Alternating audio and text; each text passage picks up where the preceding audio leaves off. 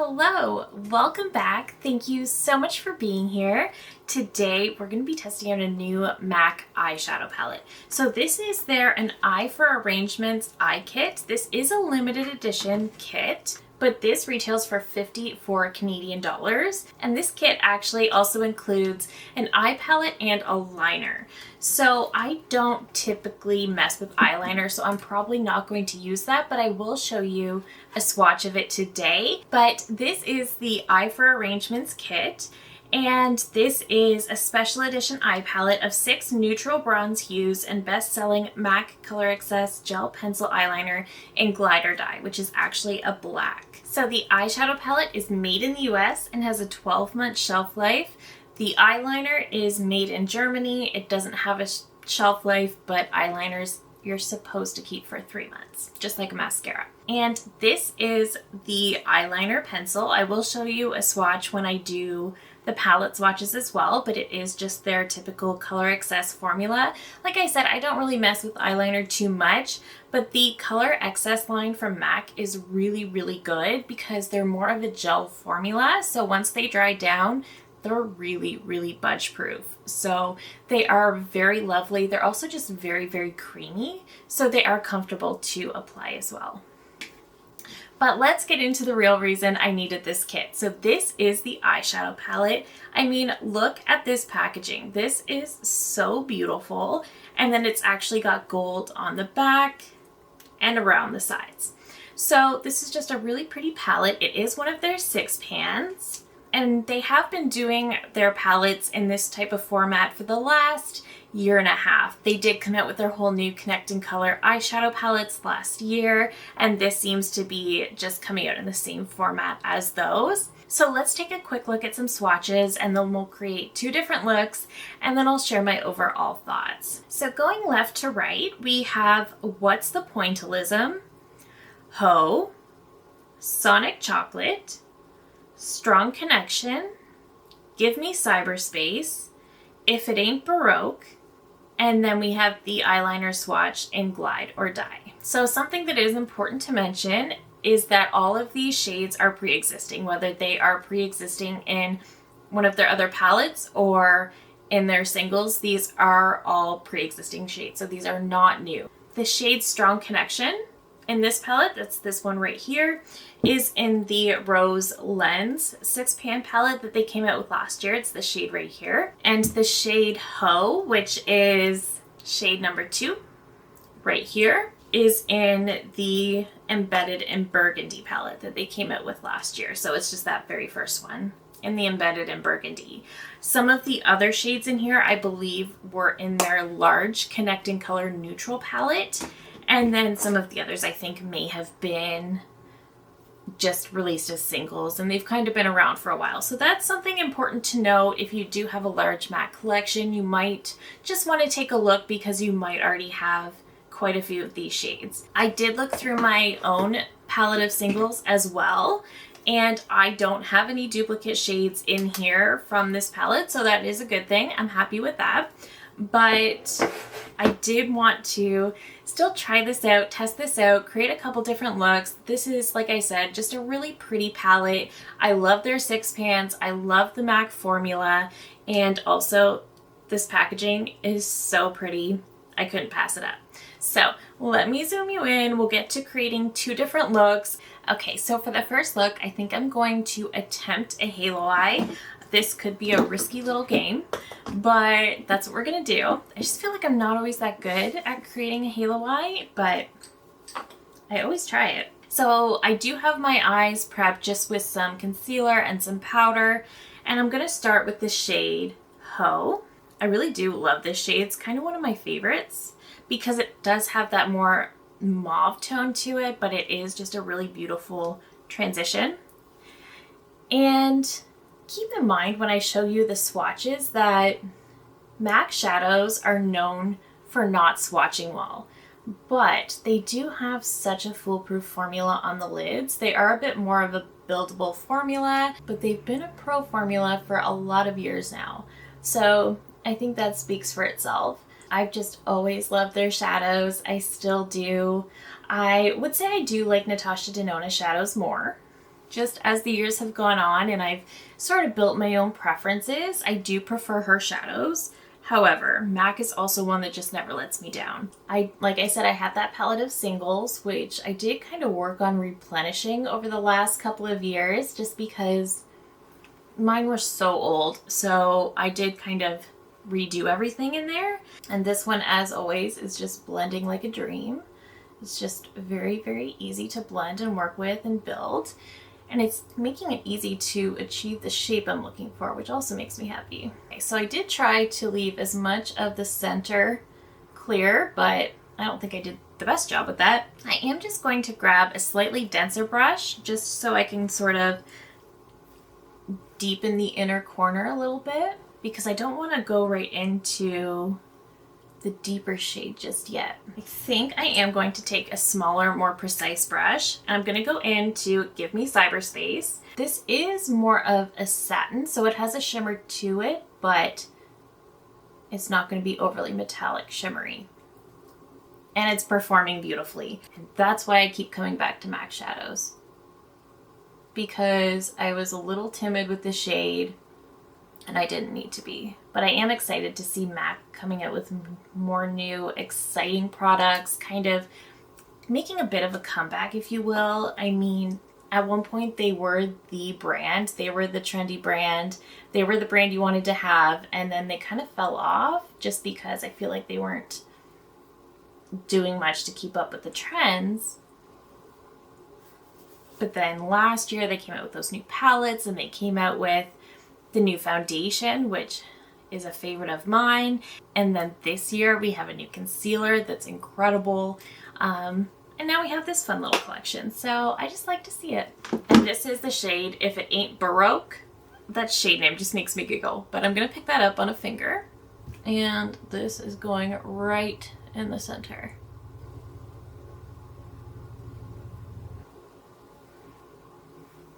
I kind of like how that turned out.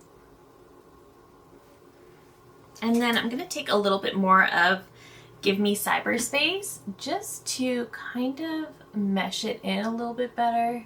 It's kind of a fun look. I don't know if it's my favorite, but it's not bad. Okay. It's kind of fun. A little bit different for me, but kind of fun nonetheless. And I'm just going to grab a smaller brush, and I'm going to go into What's the Pointillism.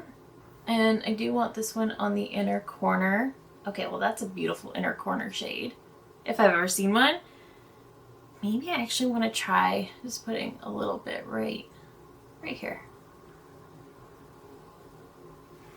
Okay, I'm not mad at how that came together. Let's get into the other eye, then I'll pop on some mascara and come back with my final thoughts. So I think I'm going to start with Ho on this eye as well. I don't even know if I necessarily needed to do a multiple looks. With this palette, I mean, it is just a 6-pan, but it's fun, so I don't mind. Does anyone still enjoy their MAC singles? Like, do you still have a palette of those? Do you still enjoy them? Do you still play with them? I still truly love mine, like I said, but if you'd be interested in seeing what's in my palette of singles, let me know, because I can definitely create a video just chatting about that. Okay, grabbing a slightly smaller fluffy brush, I'm gonna go into Sonic Chocolate. I love the way these shadows just sort of melt into one another. I almost feel like the formula in here is better than their singles. Like, I know the shadows that are in their connecting color palettes are supposed to be more pigmented than their regular singles, and that might be true.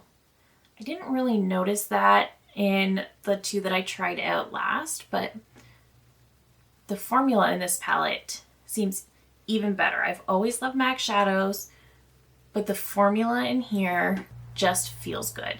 It feels really, really lovely. So I'm kind of wondering if they changed something. It was definitely a change for the better if they did. Okay, I don't know how much deeper I want to go, but maybe I will take a tiny bit of Strong Connection, dab that off just for that outer corner. I'm going to keep it low if I can, just to give us some depth, but not too much. pretty happy with how the look is coming together.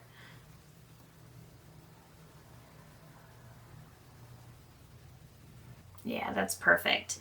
Just grabbing a smaller brush, and I'm going to go into What's the Pointillism. I should also mention when I go in with these shimmers, I'm not getting any fallout. I think I might actually wet a brush and pick up a little bit of If It Ain't Baroque. And just start working that on top of What's the Pointillism. So I'm getting that gold coming through, but it's a little less intense yellow and a little bit more champagne because it's already over that more white shimmer. And then I'll put a little bit more of What's the Pointillism just on that inner corner. Yeah, I think that's what that's best suited for. Inner corner, brow bone maybe. But these are the two finished looks. We're definitely not balanced, but let me pop off camera. I'll pop on some mascara and I'll come back to share my final thoughts. All right, so here are the finished two looks. The halo eye turned out better than expected. I kind of like it. I definitely like this eye more. I mean, it's a very typical everyday me type of look, but I think they turned out nice. I will say the packaging on this palette's beautiful. The formula in here is really, really good. This is even better than their singles, in my opinion. I just think these shadows are fantastic. The way the mattes blended and melted into one another kind of reminded me of NARS, who it's no secret, I absolutely love NARS eyeshadow palettes. So the way they did that just really impressed me. I will say, something that I don't think MAC does necessarily well is their shimmer formula. I think their shimmer formula is definitely one that is best used either with a finger or with a wet brush. They're pretty. They're not the most impactful, but they are quite pretty. And I'm definitely happy with how this look came out and the formulas. I think they're great. That being said, these are all repeat shades. Like I mentioned earlier, we have one in the Rose Lens, one in Embedded in Burgundy. We have some in the other neutral MAC palette that came out last year. And I actually was able to almost perfectly dupe this palette with a Pat McGrath palette. This is the Divine Rose palette, the original Divine Rose. And I think you can see when I open this up, of course the Pat McGrath has 4 more shades, but I think you can see it was almost like they used the Pat McGrath for inspiration for this color story.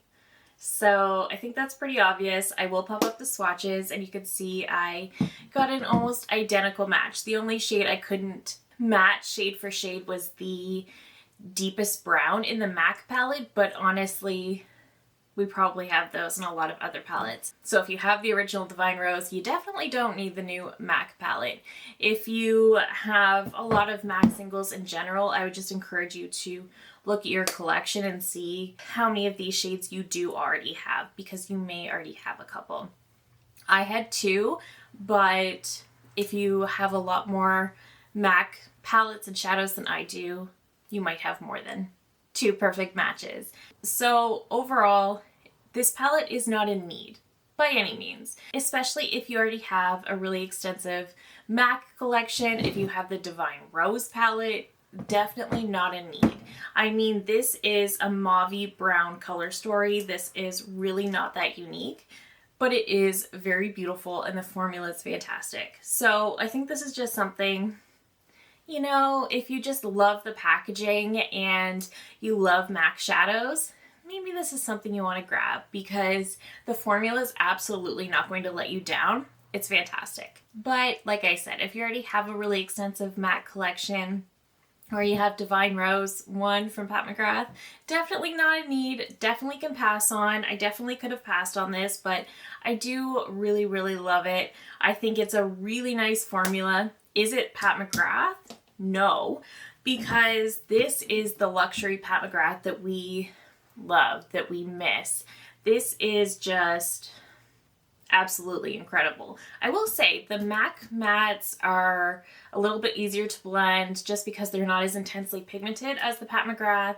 I would say the MAC formula is definitely a little bit more beginner friendly if that's where you are, but the formula in the Pat McGrath is much more special for sure. However, this is really, really lovely. This is really good quality. It's really good makeup in general. It's a really solid palette.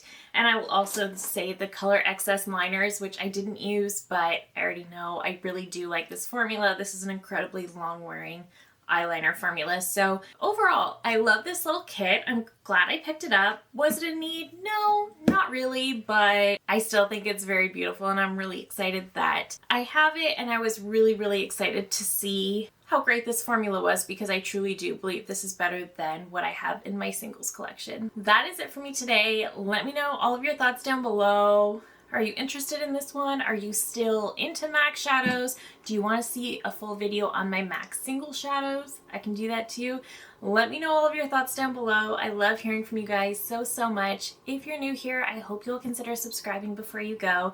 I do upload new videos every single week. Thank you again so very much for watching, and I will see you in my next one. Bye!